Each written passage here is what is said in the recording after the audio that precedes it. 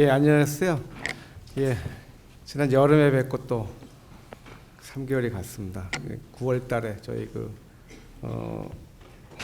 강좌를 했는데 이번에는 무슨 말씀을 드릴까 했는데 마침 또 요새 저희 카페 질문들이 이런 게 꽤 많이 올라왔습니다. 그러니까 병기별로 치료 방법이 굉장히 사실은 다릅니다. 그래서 요거에 대한 얘기를 오늘 좀 해드리려고 합니다. 간략하게 이제 대장암이 어떻게 퍼지는가에 대한 걸 보여드리고 각 병기별로 어떻게 치료를 하는가, 조금씩 굉장히 미미한 차이가 있으면서 조금씩 다른 부분들이 있습니다. 그걸 오늘 좀 말씀드리려고 합니다. 알다시피 대장암은 다시 한번 여러분들한테 말씀드리지만 결장암하고 직장암이 합쳐진 게 이제 대장암입니다. 그러니까 우리 해부학 책에 보면 이제 이런 식의 그림들이 초등학교 때부터 이제 그려져 있습니다.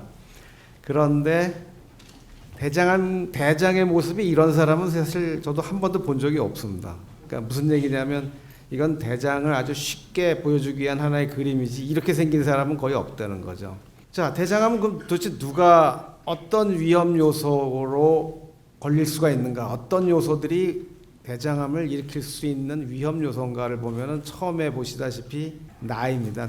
나이가 들어갈수록 확률은 점점 높아지고 점점 대장암이 생길 가능성이 많아지죠. 그래서 나이가 우리 국가 검진에서는 50대 이후부터는 이제 대장암 검진을 분변 잠혈 검사라 그러는 이제 병원에서 피가 있는가 없는가를 보는 검사를 통해서 여러분들에게 매년 대장암 검사를 하도록 권하고 있습니다. 그게 바로 이제 나이가 들면서 늘어나기 때문이죠. 그 다음에 이제 대장암 가족력입니다. 그래서 본인이 갖고 있는 것도 대장암 위험 요소가 되고요. 가족이 갖고 있는 것도 대장암 위험 요소가 됩니다. 또 가족 중에 용종 중에도 선종이 있던 분들도 위험 요소가 될 수가 있습니다. 그런 대장암이나 용종의 과거력 혹은 염증성 장질환 혹은 기타 유방암, 남소암 등이 이제 연관성이 있다고 알려져 있습니다. 아직 2014년 자료가 나오진 않았습니다만은 지금까지 나온 자료는 2013년까지 우리나라 통계 자료가 이제 가장 최근 걸로 되어 있습니다. 곧 아마 12월이 되면 2014년 자료가 나올 겁니다. 그런데 2013년에 나온 자료가 올 봄에 나왔을 때 2016년 작년은 어떻게 될 거냐는 추정치가 이렇게 연구를 한 우리나라 보고가 있습니다. 보시다시피 2013년에 위가 1등이었고 지금도 사실은 위가 1등입니다. 위암이. 그러나 작년부로 2016년부로 대장암이 위암을 제치고 1위로 올라갈 것이다라는 이제 예측을 했습니다. 이거는 아마 이제 올해 말에 2014년께 나오고 한 2년쯤 지나야 이제 우리가 알 수 있을 겁니다. 데이터가 이제 축적되고 분석하는데 시간이 꽤 걸리기 때문에 그렇습니다. 그럼 왜 이렇게 대장암이 느는가? 이거는 우리나라 특히 굉장히 빠른 속도로 늘고 전 세계에서 인구 10만 명당으로 했을 때 굉장히 빠른 속도로 1위, 남자에서는 거의 1위를 달리는 속도로 늘어나고 있습니다. 그 이유는 여기 보시다시피 가장 큰 이유는 고령화입니다. 우리나라가 지금 급속도로 고령화 사회로 접어들고 있습니다. 일본은 이미 십수년 전에 이미 고령화 사회를 시작했기 때문에 우리보다 한 20년 정도 벌써 앞서서 고령화 사회가 시작됐죠. 그러니까 우리가 항상 일본을 약간 뒤따라가는 듯한 그런 이제 생활 양상이나 이런 병의 패턴도 그렇고 아주 비슷하게 쫓아가고 있는 양상을 보입니다. 그래서 이 고령화, 나이가 들수록 아까 이제 위험 요소라고 말씀드렸듯이 고령화가 결국은 대장암의 증가하는 가장 큰 원인입니다. 그 다음에 주위 환경들이 지금 그렇게 점점 돼가고 있습니다. 지금 여러분 잘 아시지만 컴퓨터 시대죠. 이제는 컴퓨터를 지나서 이제 방에서 누워서 자기 핸드폰을 보면은 모든 게 다 나옵니다. 이 세상 속에 컴퓨터 안에가 있는 게 아니라 이제는 핸드폰 안에다 들어가 있습니다. 그러니까 움직일 필요가 없습니다. 어디 나가서 만나서 정보를 얻으려고 그러면 누굴 만나서 얘기를 들어야 되는데 정보가 다 이 핸드폰 안에 들어가 있으니 움직일 이유가 없죠. 점점 안 움직입니다. 움직이지 않죠. 움직이지 않는데 먹는 거는 아주 고열량식으로 햄버거라든지 피자라든지 이런 아주 고열량식을 먹게 되고 이런 것들이 이제 결국은 생활 속에서 우리 패턴을 자꾸 대장암이 늘어나는 쪽으로 이제 가게끔 만드는 요소들이죠. 지금 자라나는 세대들은 점점 더 할 겁니다. 이제 운동을 지가 스스로 해서 국가에서 강제로 막 시키기 전에는 아마 움직이려고 하는 사람들이 거의 없을 거예요. 그러면 점점 더 이제 이런 환경에 빠져들게 되는 거죠. 그 다음에 또 하나는 이제 국가 검진을 하든지 우리가 이 돈을 직접 내갖고 병원에 가서 검진을 받든지 이런 검진, 건강에 대한 자기의 그 어떤 그 뭐라 그럴까 자가 검진에 어떤 투자를 많이 하는 겁니다. 저희 외래에서도 한 30대 정도 되는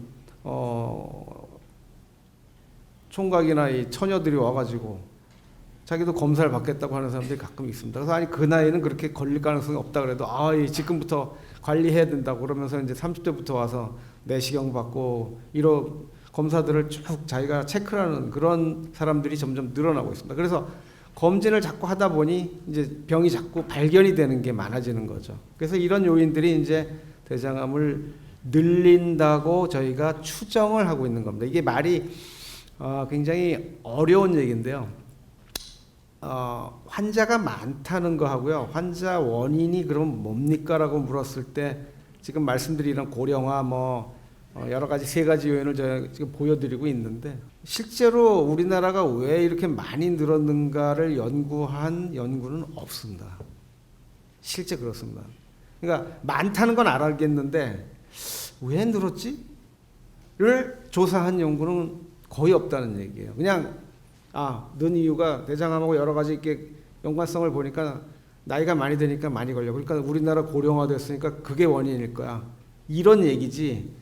이게 100% 맞다고 지금 얘기할 수 있는 근거는 아직은 없습니다. 그래서 사실 들으실 때 그걸 굉장히 주의해서 들어야 되는데 TV에 나와서는 TV는 단답을 원하시니까 전부 그냥 왜 그럴까요? 고령화 때문일 겁니다. 근데 고령화 때문에라고 누가 연구한 적이 있나요? 없습니다. 그런 얘기들이 다 이제 숨겨져 있는 거죠. 그러니까 사실은 잘 몰라요. 왜 늘어났는지는. 하여튼 늘어난 건 사실이에요. 늘어난 것 자체는 사실인데 늘어난 게 왜 늘어났느냐를 연구한 적은 거의 없다는 게 이제 문제죠. 근데 그건 연구를 해야 되는데 아직 연구가 안 되고 있습니다. 자, 갑자기 이제 생체인식, 전에도 보여드렸지만 제가 이제 생체인식에 관한 말씀을 갑자기 드리는 이유는 밑에 이 대장 때문에 그렇습니다. 아까 대장이 사람마다 저렇게 생긴 아까 처음에 보여준 그림처럼 보이는 사람은 없다고 말씀을 드렸죠.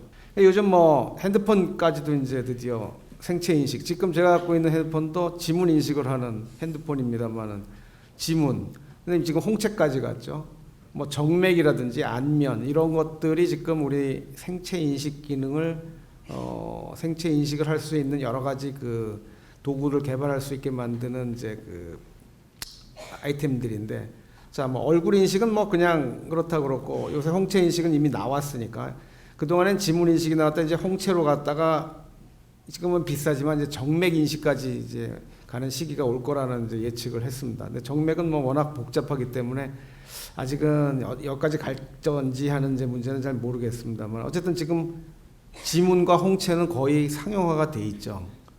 자, 그래서 이게 얼마 전에 이제 우리나라 S전자에서 만들었던 핸드폰입니다. 눈을 갖다 대면 지문할 필요 없이 그냥 잠김 장치가 딱 풀리게 돼 있죠.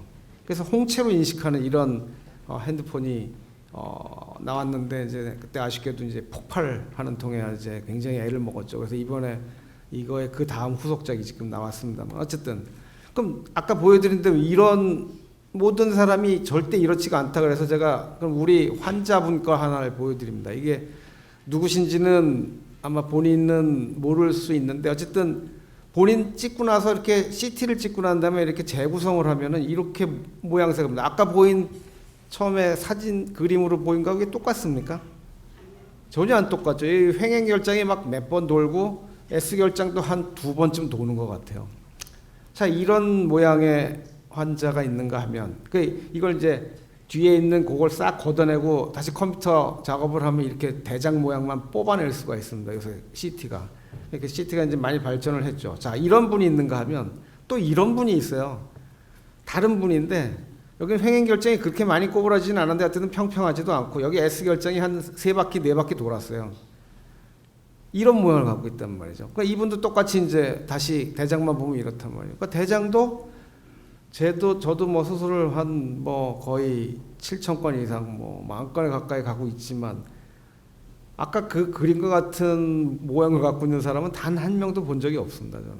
인식 중에 아까 홍채 인식, 지문 인식이 나왔지만 앞으로는 이제 핸드폰도 배를 갖다 대면 대장 모양을 인식을 했고 사람마다 대장 모양이 틀리니까 홍채가 아닌 내 대장으로 이제 잔금 해제를 하는 시대가 오지 않을까 하는 이제 약간 황당하긴 하지만 여러분들 이해를 돕기 위해서 이런 이제 사진을 하나 만들어 봤습니다. 아무튼 대장은 여러분 모두 여기 계신 분들 지문이 다르고 얼굴이 다르듯이 다 다릅니다. 길이와 모양이 다 다를 수밖에 없게 되어 있습니다. 그럼 이제 대장암이 어떻게 퍼지는가에 대해서 잠깐 살펴보겠습니다. 대장암뿐이 아니라 대부분의 고형암, 위암을 포함한 모든 이렇게 단단한 암들은 이 5가지의 형태로 암이 퍼지게 되어 있습니다. 여기 보시면 대장벽을 통한, 그다음에 혈관, 림프관, 복막, 상처, 이 5가지를 지금 하나씩 예를 들어서 보여드리겠습니다. 자, 이거는 이제 인터넷에 있는 그림을 제가 좀 따왔는데 여기 혹이 이게 대장암이라고 생각을 하면 이게 혈관이 연결이 되어 있으니까 혈관을 따라서 암세포가 이제 갈 수 있다는 거하고 그 혈관 옆에도 림프관이라고 하는 림프절이 있는 이것도 혈관 같은 그런 똑같은 그 길을 갖고 있습니다. 이 림프도 가는 길이 있거든요. 혈관처럼 거의 같은 길들에 이렇게 엮여 있는데 이 림프관도 대장암이 퍼질 수 있는, 암들이 퍼질 수 있는 하나의 루트입니다. 길이 된단 말이죠. 그래서 이런 길을 통해서 결국은 혈관을 통해서 가게 되면 뭐 간이라든지 폐, 뼈 이런 데로 갈 수가 있다는 거고, 림프관을 통해서 가면 이제 온몸에 있는 림프절을 따라서 어디든지 옮아가서 착상을 할 수가 있습니다. 그래서 이런 혈관과 림프가 이제 가장 대표적인 그 전이의 형태인데요. 전파되는 형태의 가장 대표적인 것들입니다. 자, 그럼 대장벽을 통한 거. 이거는 요새는 이제 이런 장촬영 사진을 잘 안 찍습니다만 예전에 이제 이런 사진들을 찍어서 대장암의 모양을 이제 저희가 확인을 했어요. 여기 이제 사각 깎아먹은 것 같은 이 간이 있는 부위에서 이 대장이 꺾이는 그게 간곡부라 그러는데 그 위치에 있는 대장암을 이렇게 사진을 찍은 겁니다. 그러니까 결국은 그 자리에서 무럭무럭 커는 혹을 얘기하는 건데, 요게 이제 가상 대장 내시경이라고 CT에서 이제 대장 모양을 추출해 갖고 요거 다시 혹의 모양을 뽑아낸 겁니다. 그 환자가 이 환자인데 이제 이 혹 자체가 위로 옆으로 이렇게 쭉 뻗어 나가는 걸 얘기하죠. 그래서 대장벽을 따라서 쭉 뻗어 나간다. 이건 뭐 그 자체도 팽창하는 것 같은 개념이죠. 그래서 첫 번째는 그 자기가 있는 혹 근처에 바로 인접한 장을 따라서 혹은 위를 따라서 계속 늘어나는 이런 대장벽을 통한 전파. 이게 첫 번째입니다. 그러니까 이건 뭐 가장 쉬운 거죠. 그 자리에서 계속 크는 거니까. 다음은 아까 말씀드린 혈관. 자, 혈관은 이제 우리 의학 교과서에 보면 이렇게 되어 있습니다. 동맥을 빼고 정맥만 보여주는 겁니다. 이거는 왜 정맥을 보여주냐 하면 대장암이 생겼을 때 이 암세포가 어떻게 따라가느냐를 이제 보여주기 위해서 대개 정맥을 보여주게 되어 있습니다. 그래서 여기 보시면 우측에 있는 대장, 좌측에 있는 대장 전부 다 쭉 따라서 결국은 간 문맥을 통해서 처음으로 이 혈액이 들어가는 곳이 간입니다. 간. 그래서 결장암, 특히 대장암 중에도 결장암은 일단 암세포가 여기 생기면은 간으로 먼저 가게 돼 있어요. 그래서 거기서 착상을 하면 간전이가 일어나는 거거든요. 이게 가장 흔한 전입니다. 대장암에서는 뭐 거의 75% 이상 대장암 환자의 그 부검을 해보면은 뭐 거의 대부분이 대장암의 그 전이가 있는 경우는 간전이가 거의 대부분이었다. 이런 보고들이 꽤 많이 있습니다. 결국은 이런 해부학적인 문제 때문에 그렇습니다. 자, 아주 그냥 다른 거 다 빼고 보면은 이제 여기 대장암이 있다 그러면 이 혈관을 따라서 쭉 따라 올라가서 여기서 착상을 해가지고 이제 여기서 자라게 되면 이게 옮아간 거죠. 이거는 전입니다, 전이. 그러니까 사기에 해당하는 얘기거든요. 근데 오늘 말씀드릴 거는 이제 1, 2, 3기에 관한 얘기들이 주로 이제 말씀을 드리려고 그러고, 여기 전이하고 재발 얘기는 사실 봄에 저희가 해드렸습니다. 그래서 그거는 이미 이와 똑같은 방식으로 제가 강의해 놓은 거를 유튜브하고 네이버 TV에 지금 올려져 있습니다. 그래서 인터넷을 뒤지시면 바로 이 강좌가 나옵니다. 1시간짜리가. 직장은 여기 조금 색깔이 다른 오렌지 색깔. 요 밑에만을 우리가 직장이라고 하거든요. 근데 이게 직장에 지금 파란색을 보시면은 이게 골반에 있는 정맥을 통해 갖고 대정맥으로 먼저 들어가게 되어 있습니다. 이건 간을 먼저 통하지 않아요. 그래서 이 중하부 혹은 직장은 정맥이 아까 말씀드린 대로 간 문맥을 통해서 가는 것보다는 대정맥을 통해서 가는 게 먼저기 때문에 대정맥은 결국 어디로 가냐면 심장으로 먼저 가게 됐습니다. 근데 심장은 암세포가 착상하기가 어려워요. 왜? 계속 뛰고 앉아 있으니까 붙을 여력이 없습니다. 그러면 심장에서 그 다음 피가 어디로 가죠? 예, 폐로 가야죠. 폐로 가서 이제 산소를 받아가지고 다시 심장으로 와서 우리 몸에 쫙 뿌리게 돼 있는 거죠. 그래서 이 경우는 폐 전이가 더 많이 일어나는 걸로 되어 있습니다. 직장암의 경우는. 그러니까 약간 해부학적으로 다르기 때문에 이제 그렇습니다. 대표적인 게 아까 말씀드리던 이제 간전이죠. 왼쪽에 있는 사진은 정상간의 CT 사진이고 같은 위치에서 이렇게 까뭇까뭇한 게 많아진 이거는 다 전입니다. 그러니까 간전이가 일어난 다발성 간전이가 일어나는 경우입니다. 이거는 그냥 폐 흉부 엑스레이인데 워낙 심해서 이 흉부 엑스레이에 눈 뿌려놓은 것 같은 이런 것들이 다 폐전입니다. 여기가 까맣지가 않고 뭐 눈송이 뿌려놓은 것 같죠. 이건 굉장히 심한 이제 폐전이죠. 그냥 이렇게 보이는 거 CT 찍어보면 이렇게 보이는 이게 바로 폐전입니다. 이건 뭐 이제 단독으로 온 폐전이고요. 이런 경우는 이제 수술해서 도움이 되는 걸로 되어 있습니다. 자, 또 다른 그 혈행성 전이, 피를 타고 가는 전이 중에 이제 난소, 여자들의 경우 난소 전이가 있습니다. 근데 난소 전이는 아직도 이게 수술을 해주면 낫느냐 안 낫느냐에 대해서 논란이 아직도 있습니다. 무슨 얘기냐면 난소 전이가 생겼을 때 띄워줬을 때 여태까지는 낫는 병이 아니라고 생각들을 했습니다. 그런데 10년이 지나고 15년이 지나고 난소전이 수술을 했는데 제발 안 하는 사람들이 생겨나기 시작을 했습니다. 그래서 난소전이는 진짜로 이게 안 낫는 병이냐 하는 거에 대한 결론이 아직 나지를 않았습니다. 그래서 왜 그러냐면 난소전이가 흔하지 않은 데다가 이제 그거에 대한 연구들이 그렇게 많지가 않습니다. 그러다 보니까 아직 결론이 안 났는데 아무튼 이것도 피를 통해서 가는 전이의 일종입니다.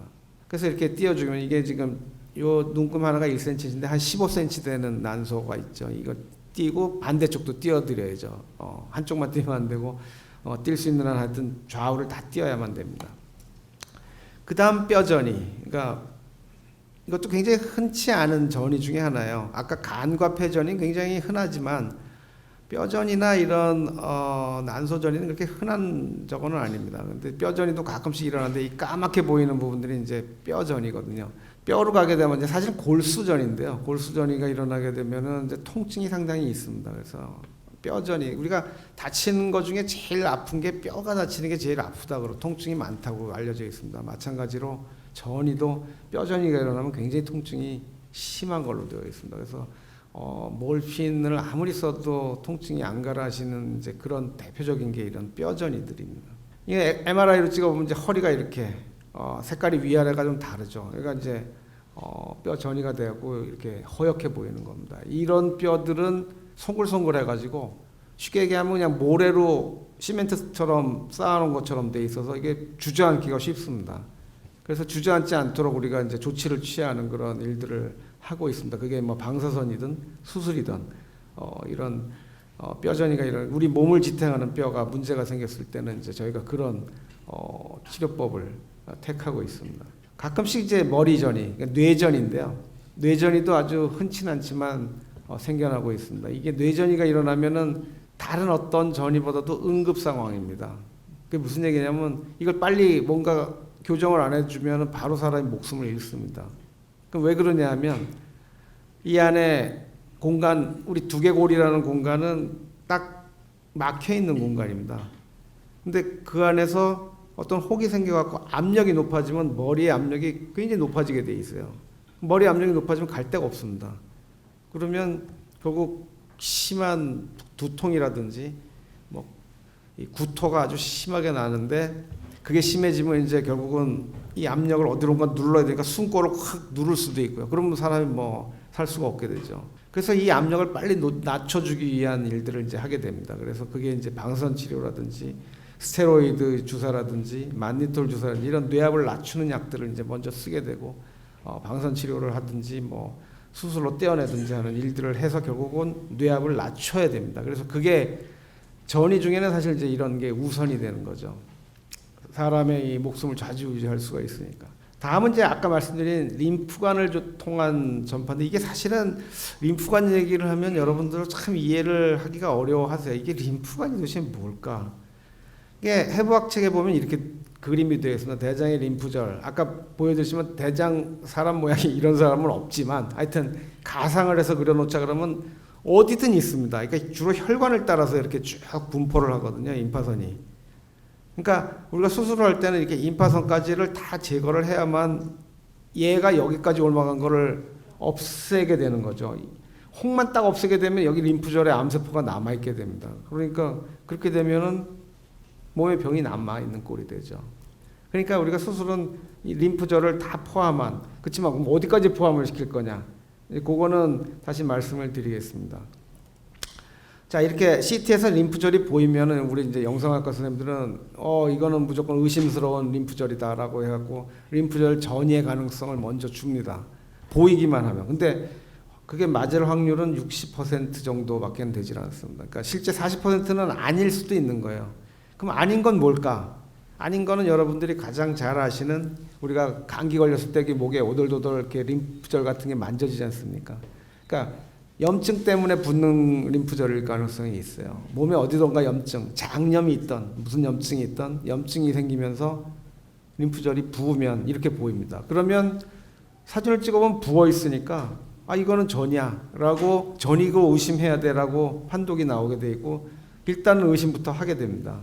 근데 그게 이제 100% 맞지는 않다는 거죠. 자, 이거는 대동맥하고 여기 대동맥, 대정맥이 있는데 그 옆에 임파선들이 부어 있습니다. 통상적으로 여기 임파선들은 붓질 잘 않거든요. 근데 이제 이 대장암 수술하고 나서 이렇게 부었다. 여기 빨간 줄이 있는. 그건 이제 림프절 전이로 우리가 판단을 합니다.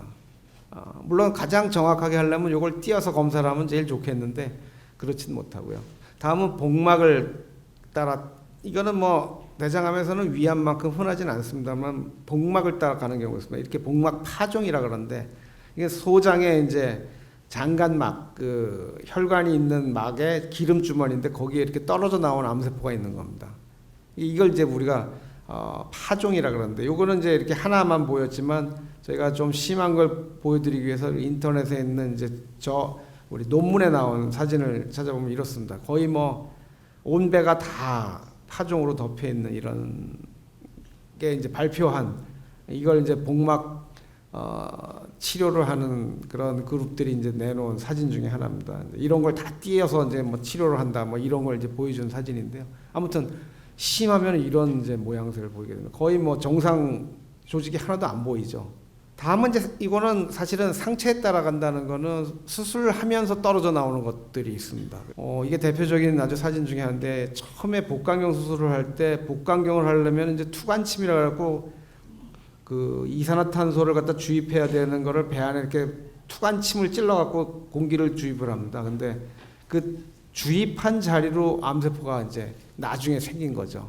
투관침을 넣었던 자리에 나중에 몇 달 지나서 거기에 뭐가 자꾸 자라서 보니까 암세포가 거기서 자란 거예요. 그러니까 이거는 사실은 복강경 수술할 때 그 암세포들이 이제 쭉 그 이산화탄소에 의해서 이렇게 침리라 그러는데 굴뚝처럼 그쪽으로 한쪽으로 들어와서 한쪽으로 나가고 이렇게 순환을 하게 돼 있거든요. 그러니까 순환하는 쪽에 가서 이제 딱 착상을 한 거죠, 암세포가. 그래서 처음에는 복강경수술 처음에 90년대 나왔을 때 암 수술은 해서는 안 된다 이런 얘기가 이제 의료계에서는 있었습니다. 암 수술을 했다가 보니까 뭐 다 퍼뜨렸단 말이죠, 이거. 그런데 이제 그 이후에는 여기 투관침 자리도 잘 조심하고 우리가 수술하면서 핸들링도 좀 조심하고 하면은 덜 생기더라는 게 이제 나와서 요즘에는 그래도 뭐 개복 수술하고 거의 비슷한 성적을 보이고 있다 이렇게 이제 나오고 있는 겁니다만, 처음에는 이제 이런 역사가 있었습니다. 이게 바로 상처를 통한 착상이죠. 그 뭐 우리가 일부러 그러려고 그런 것도 아니지만 눈에 보이지 않는 암세포들이 가서 이제 붙은 겁니다, 이거는.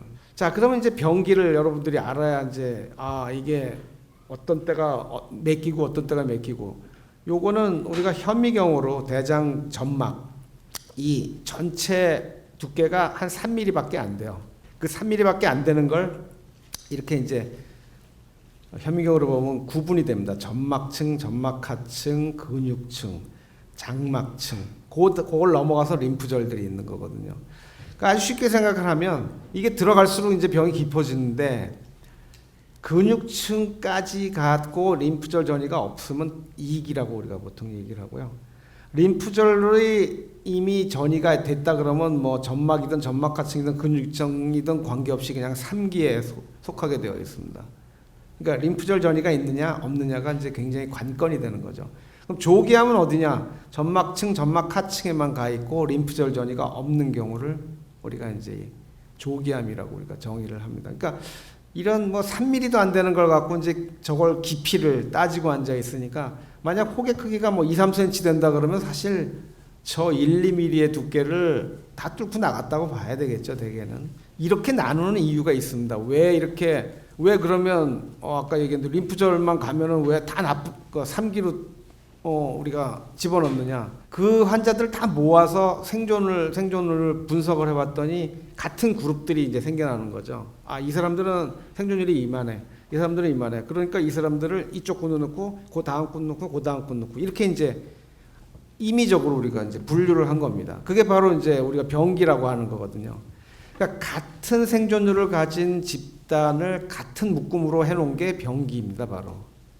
그러니까 우리가 얘기하는 물론 연기도 있죠. 우리도 대장암도 연기가 있습니다. 연기는 뺐지만은 연기는 뭐 조기암의 더 전 단계지만 하여튼 1기, 2기, 3기, 4기 이게 대부분의 고형암, 위암을 포함한 간암, 뭐 췌장암 전부 다 1, 2, 3, 4로 나누게 되어 있습니다. 그래서 1기는 조기에 해당하고 4기는 이제 전이에 해당하는 우리 소위 얘기하는 뭐 말기라고 하는 표현들을 하지만 저는 좋아하지는 않습니다. 대장암은 말기가 아니라 여기 보시면은 5년 생존율이 2가지로 나왔죠.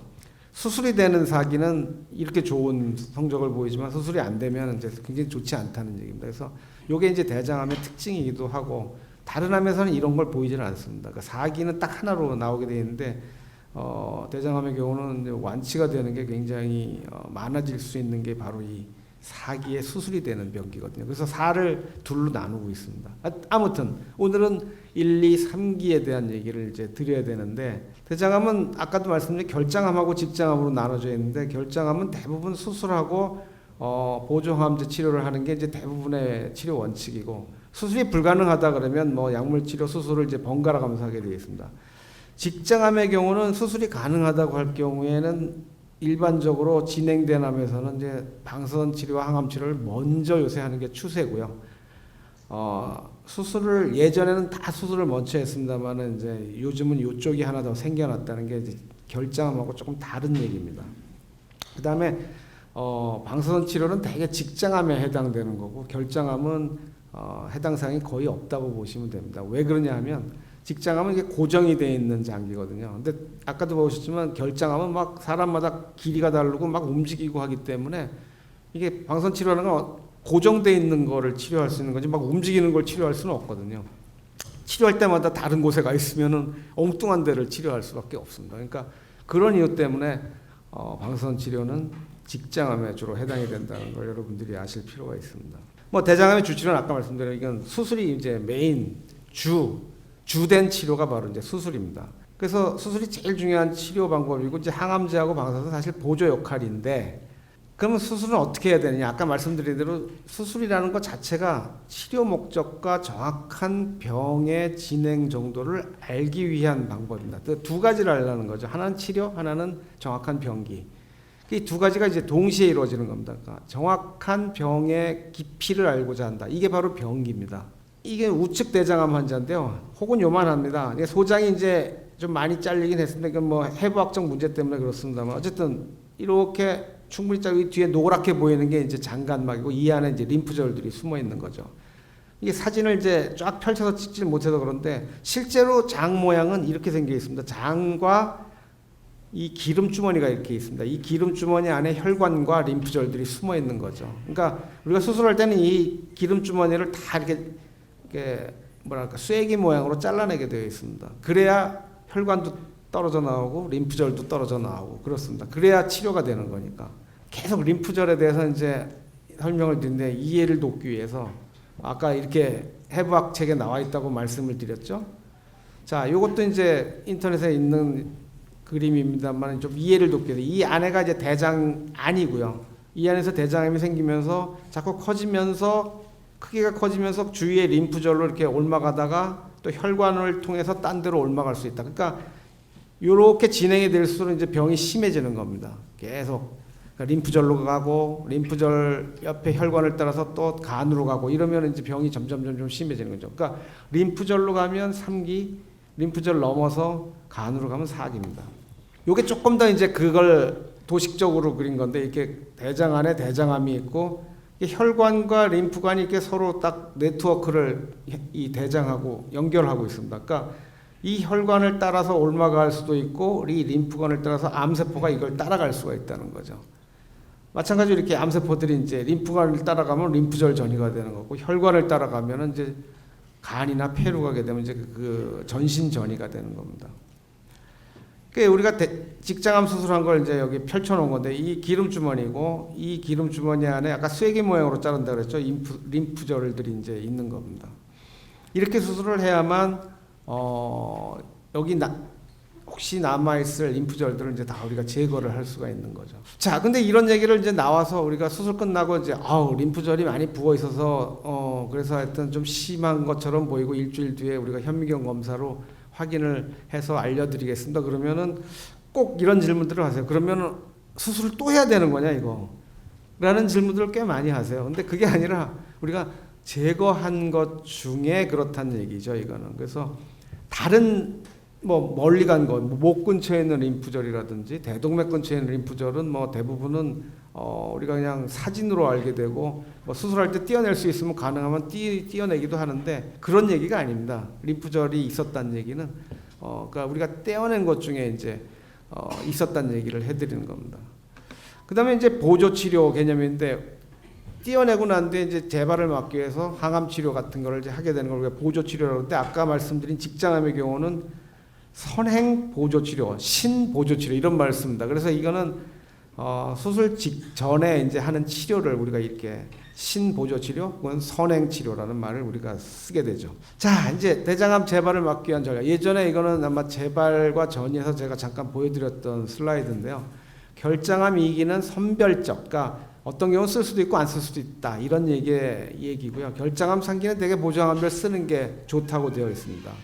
직장암은 이제 다시 말씀드리겠지만 수술 전 방사선 치료를 주로 하게 되어 있고 요새 표적 치료제가 이제 많이 나오니까 우리가 보조 치료 3기의 보조 치료로 표적 치료제 쓰면 안 돼요 하고 질문하는 분들이 많아요. 근데 아직까지 표적 치료제는 임상을 여러 가지를 해봤는데도 불구하고 도움이 된다는 보고가 아직 하나도 나오질 않았습니다. 그래서 표적 치료제는 대장암 보조 치료에는 쓰이지 않고 있습니다.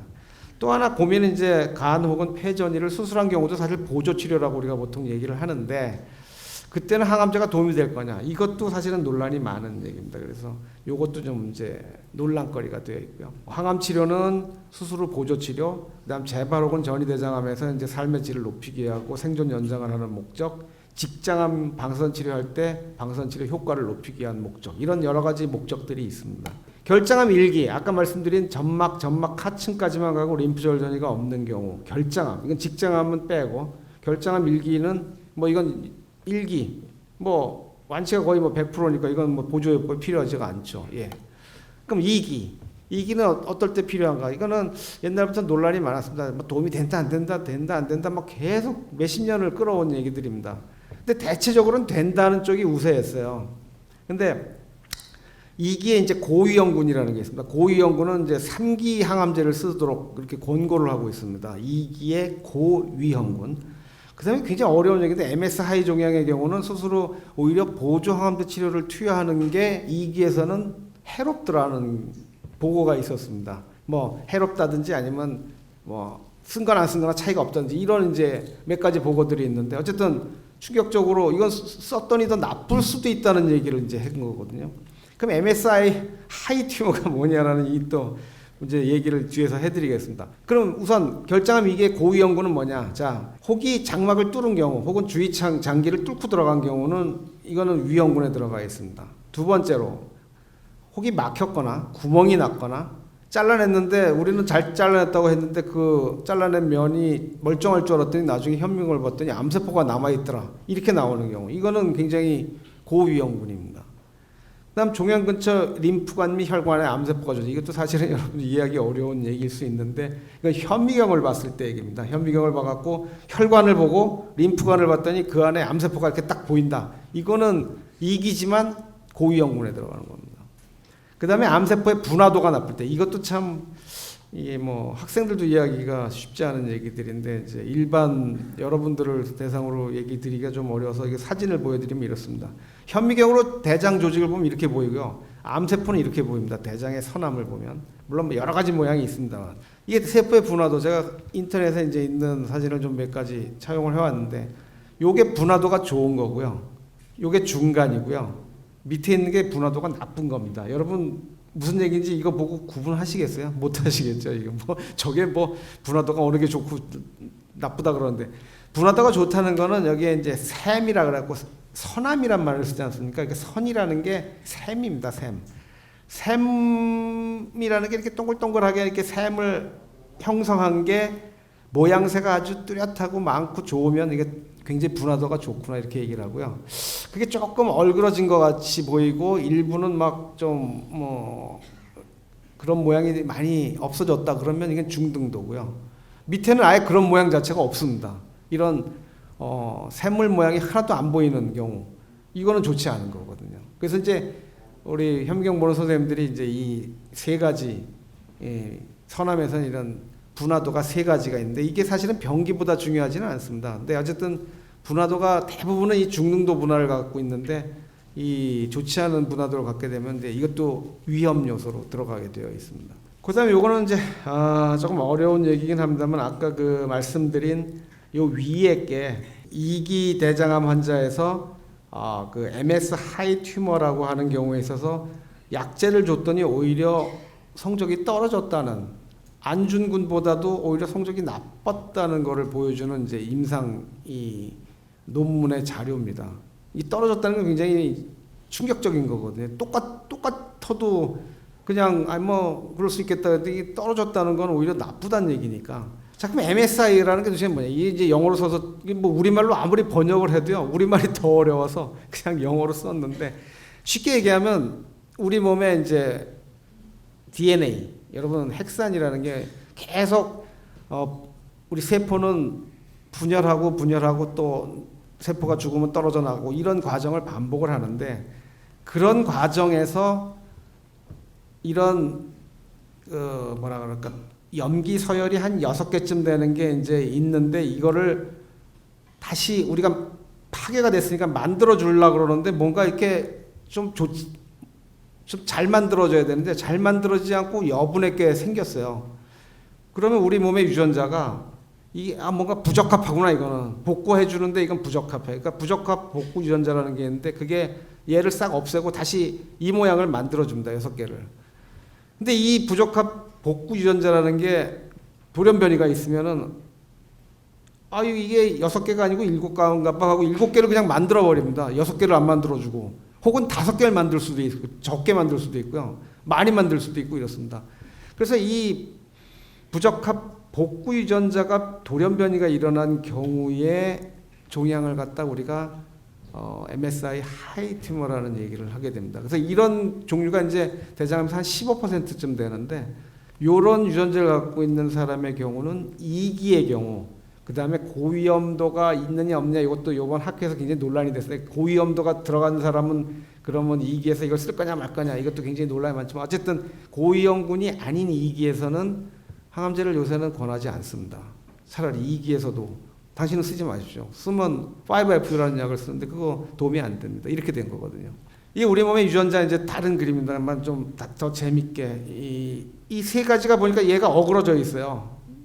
이 DNA를 복구하다 보니까 그러니까 이게 잘못됐네. 그리고 잘라버립니다. 이걸 도려내고 다시 이 부적합 복구 유전자가 가서 제대로 된 걸 이렇게 만들어 4번처럼 만들어 주는 거죠. 이제 그런 우리 몸에 부적합 복구 유전자라는 게 이제 말썽을 피우느냐 안 피우느냐에 따라서 MSI 튜머냐 아니냐 이렇게 이제 MSI 종양이다 아니다 이렇게 구분을 하게 됩니다. 아마 이 설명을 들어도 여러분들이 이게 참 조금 애매하다고 생각하시지만 하여튼 우리 몸은 항상 분열하고 이런 걸 반복해야 되기 때문에 그런 거를 갖다가 교정해주는 뭔가 우리 몸에서 잘못 인식을 해갖고 얘가 이 DNA가 이게 가서 붙어야 되는데 딴 게 가서 붙게 되면은 그걸 뭔가 이렇게 다시 해결을 해줘야 되는 해결사가 있어야 되는데 그 해결사를 해주는 유전자라고 보시면 됩니다.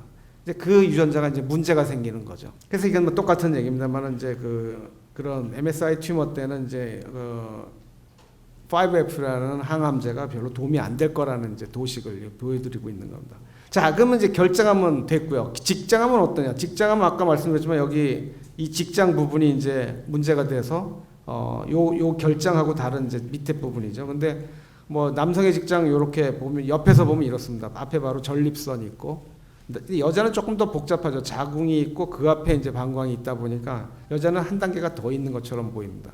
자, 경항문 국소절제술이라는 게 항문에 굉장히 가까우면서 혹이 크기가 작고 유동성이 있고 가깝고 아까 말씀드린 암의 분화도가 좋고 림프관의 혈관에 암세포가 안 보이고 주위 림프절 전이가 CT나 MRI에서 안 보이고 적어도 근육층보다는 안 들어간 경우는 이렇게 치질 수술, 우리 치핵 수술이라 그러죠. 치핵 수술처럼 이렇게 싹 도려내서 이 결과를 보고 더 할 건지 말 건지 결정을 하게 됩니다. 이런 수술을 받으신 분도 꽤 있죠. 실제로 이렇게 어떤 할머니 저희 환자였는데 막 거대한 한 15cm 되는 용종 이것도 경항문 결대로 띄어낸 경우가 있습니다.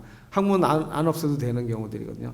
직장 국소절제술에 고위험 요소가 없으면 그냥 관찰하는 걸로 됩니다. 고위험 요소라는 거는 이제 뭐 절제면에 암세포가 있느냐, 그러니까 도려냈는데 그다음에 현미경으로 봤더니 또 림프관에 혈관에 암세포가 있다든지 분화도가 안 좋다든지 SM3라는 건 이제 점막층을 세 가지로 또 일본 사람들은 현미경을 또 그걸 또 세 등분 해가지고 3군에 속하는 제일 깊이 들어간 경우 이상일 때는 이거는 위험군이다. 그래서 이때는 추가 치료로 수술을 하든지 아니면 항암 방사선을 하도록 그렇게 권하고 있습니다. 좀 복잡해지죠. 이제 직장암이 가니까 좀 복잡해집니다.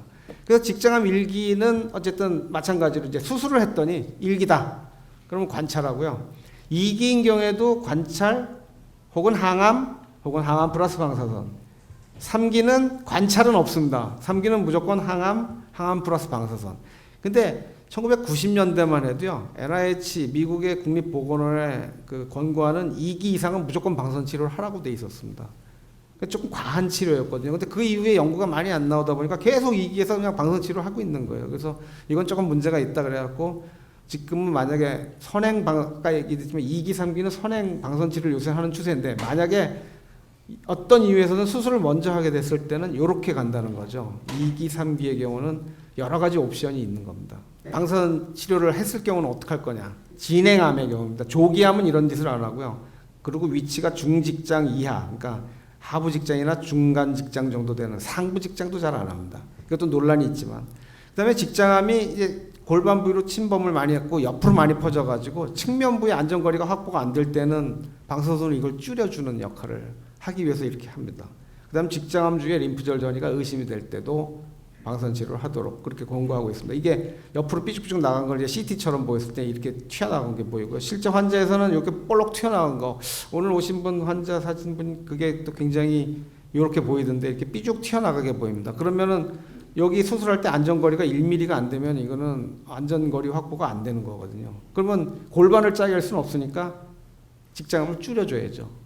그러니까 그런 목적의 치료를 하게 되는 겁니다.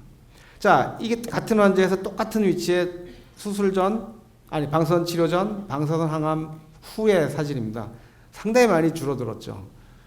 75%의 환자는 이런 반응을 보입니다. 근데 나머지는 안 들어요, 또. 이제 그것도 하나의 문제긴 합니다만은 실제 MRI에서 보면 이렇게 수술 전과 후가 완전히 다릅니다. 그 환자 이제 띄어낸 사진이고 이분 뭐 거의 남은 게 없었어요. 자, 이랬을 경우는 그러면 약물 치료 어떻게 할 거냐? 이게 굉장히 고민스럽습니다. 이게 Y자가 붙은 거는 방사선 치료한 뒤에 병기를 우리가 보통 얘기하는 건데 방사선 치료를 하고도 혹이 근육층을 다 뚫고 나갔든지 림프절 전이가 남아있다. 이거 어떻게 할 거냐는 거죠. 그래서 그동안은 이거에 대한 권고안이 없었습니다. 그런데 이제 지금은 어도어 스타디라는 우리나라에서 한 스타디입니다. 이 스타디에 근거해서 폴폭스라는 걸 해주는 게 조금 더 좋겠다는 권고안이 나왔습니다. 근데 그러면 이거보다 이하는 어떻게 할 거냐? 이것도 아직 뭐 답이 아직은 없습니다. 항암제를 하는 게 좋은지 안 하는 게 좋은지. 그럼 이 어도어 스타디라는 건 뭐냐면 이제 이거거든요. 뭐 보시면은 잘 저거 하겠지만은 이게 2014년에 우리나라에 이제 아산병원, 서울대병원, 삼성병원 등등 대학병원들이 서로 모여서 이런 환자들 수술해갖고 나중에 수술 후에 병기로 치면 2기, 3기죠. 2기, 3기로 남은 경우에 있어서 폴폭스라는 항암제하고 5FB만 준 거하고 어느 게 더 낫던가를 비교를 한 임상이 있습니다. 그래서 이걸 아산병원의 김태원 교수가 이제 미국 임상암학회 가서 발표를 해서 아주 좋은 반응을 보였고 이게 이제 권고안에 들어가 있습니다. 우리나라에서 한 스타디라서 굉장히 자랑스러운데 하여튼 이런 이 스타디로 인해서 지금은 이제 2기 이상이 나왔을 때는 폴폭스를 해주는 게 좋겠다는 게 심평원 권고안에도 지금 들어가 있습니다. 뭐 차이가 확실히 나니까 이제 근데 이제 전체 생존율은 어떤지에 대한 게 이제 고위에 아직 그 발표가 이제 또 나올 것 같은데요. 아무튼 지금은 생존 기간이 좋아서 좋습니다. 그다음에 또 하나 문제가 있습니다. 이제 남아 있는 건 그렇게 치고 완전히 없어진 건 어떻게 하느냐 이제 이런 고민이 있죠. 그 완전히 없어진 걸 이제 이렇게 얘기를 하면 T0, N0, M0. 그러니까 수술을 아직 안 했으니까 하나도 없는 것처럼 보였을 때는 어떻게 할 거냐. 이랬을 때는 지금 미국과 유럽에서 아주 대규모 해봤더니 한 75% 정도는 그냥 그 상태를 유지하더라. 근데 한 25%, 4분의 1은 다시 암이 성장하더라. 남아있는 게 어딘가 있었던 거죠. 그러니까 4분의 1 정도가 문제가 있는 거 아니냐 이렇게 돼 있고 이걸 우리가 보통 의학용어로 완전 관해가 왔다고 이렇게 얘기를 합니다. 이분은 사실 10년 전에 저한테 왔던 환자인데 직장암 환자로 항문은 절대 수술 안 받겠다 그랬어요. 근데 1년 6개월 뒤에 폐전이 생겨서 폐전이 또 수술을 했어요. 근데 이분은 여기 보이시지만 처음에 방선 치료하고 났더니 거의 흔적이 없습니다. 지금 10년 넘었는데 지금 계속 오고는 계신데 직장은 멀쩡해요. 폐만 전이가 일어났고 그러니까 이런 경우는 이제 어떻게 할 거냐는 이제 고민이 생기는 겁니다. 대장암 예방법은 전에도 말씀드렸지만 대장암의 전 단계인 용종, 선종을 제거하는 게 가장 좋습니다. 바로 이런 용종들을 제거하고 이런 모양이 될수록 암으로 갈 가능성이 많아서 이게 꽃 양배추 모양처럼 표면이 거칠어지면 암세포로 갈 가능성이 많다고 알려져 있죠. 대장 내시경을 받는 것만이 아주 확실한 예방법입니다. 자, 용종 제거를 받았는데 여러분들이 아셔야 될 거는 그 혹이 진짜 그냥 두면 나쁜 걸로 갈 수 있는 혹이냐 아니냐 이렇게만 물어보시면 돼요. 그러면은 그거 꼭 띄어야만 했다 그러면은 선종이고요. 그렇지 않았다 그러면 이제 가짜 용종이죠. 그러니까 여러분들이 지금 50세가 넘었는데도 한 번도 안 받아봤다 그러면 꼭 대장 내시경을 받아보시길 바랍니다. 근데 제가 물음표를 쓴 이유가 있어요. 왜냐하면 실제는 40대부터 해주는 게 더 좋습니다. 50대가 이제 피크 타임이 오기 때문에 예방을 하려고 하면 그것보다 10년 전에 해야 되거든요. 그래서 40대가 가장 좋고요.